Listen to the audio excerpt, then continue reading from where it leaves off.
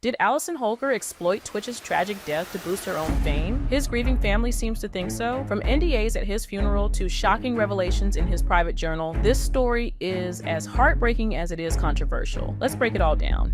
He was wrestling with a lot inside himself, and he was trying to self-medicate and cope with all those feelings because he didn't want to put it on anyone. Steven, a lot of people knew as Twitch. Very two different humans.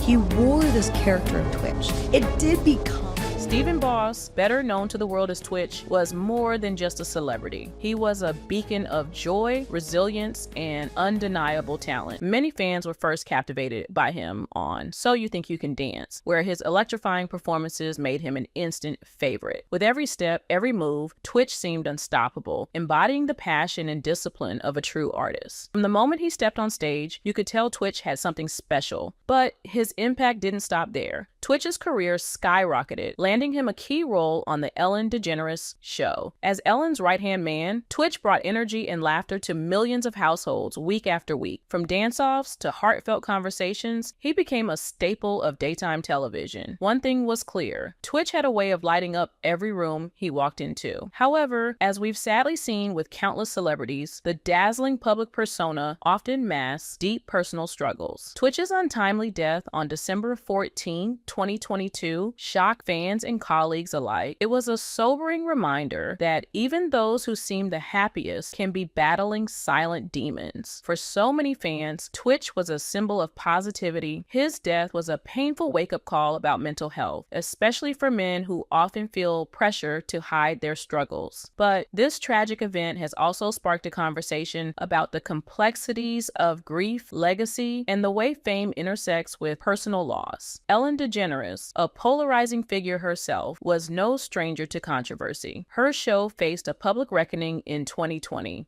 with allegations of a toxic workplace environment dominating headlines. For Ellen, Twitch was more than a DJ. He was a loyal ally during one of the most challenging chapters of her career. But as speculation grows, some wonder if the pressure of standing by Ellen during such a turbulent time added to the emotional weight Twitch was carrying. Was Twitch carrying more emotional weight than anyone realized? Was the pressure to stay positive for millions of viewers another layer of stress he couldn't share? When Twitch passed, Allison Holker, his wife, was understandably devastated. Her initial tributes were heartfelt, sharing tender moments of their love story and the legacy Twitch left behind. Her words brought comfort to fans who were grappling with their own grief. But then, just days after Twitch's death, Allison made a move that left many scratching their heads. She dropped his last name from her social media accounts. While some argued this was her way of reclaiming her identity during a painful time, others viewed it as alarmingly quick, raising questions about her intentions. Allison and Twitch were often viewed as the perfect couple.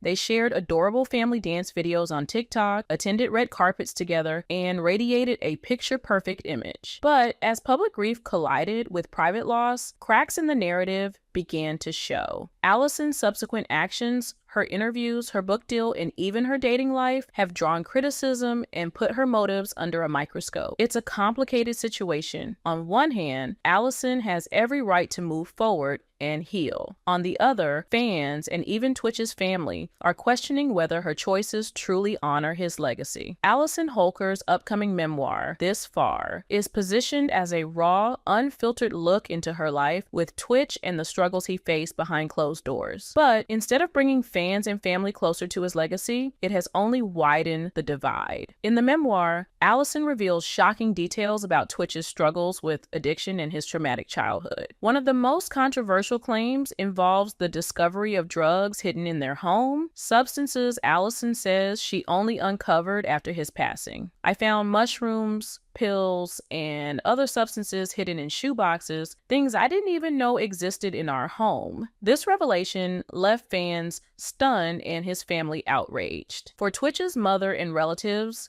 this was an unforgivable breach of privacy. This controversy raises a pressing question. Should Allison have shared Twitch's darkest secrets with the world? While Allison claims her goal is to raise awareness about addiction and mental health, many are asking whether such deeply personal revelations belong in a public forum, especially when the person being discussed is no longer alive to share their side of the story. Imagine for a moment that someone published your private journal after you passed away. Every fear, mistake, and painful memory laid bare. Would it be fair? Would it be helpful? Or would it feel like a betrayal? This isn't the first time we've seen such debates in the celebrity world. The line between sharing for awareness and exploiting for profit is a thin one, and Allison's book seems to walk dangerously close to it. Allison's memoir joins a long list of controversial celebrity tell-alls that have faced backlash for revealing too much. Take Lisa Marie Presley, for example. Her memoir, detailing private moments with her father, Elvis Presley, drew sharp criticism. Fans felt it tarnished the carefully curated image of a rock and roll legend. The king of rock and roll was larger than life, but some stories might have been better left untold, one critic said. And who can forget Jessica Simpson's headline-grabbing memoir? While her honesty about relationships and struggles with addiction was praised by some, others felt she had gone too far by spilling intimate details about her exes, including Nick Lachey and John Mayer. Allison's intentions may have been noble, but the fallout suggests otherwise. Her critics argue that sharing such personal details about Twitch only serves to profit off his name,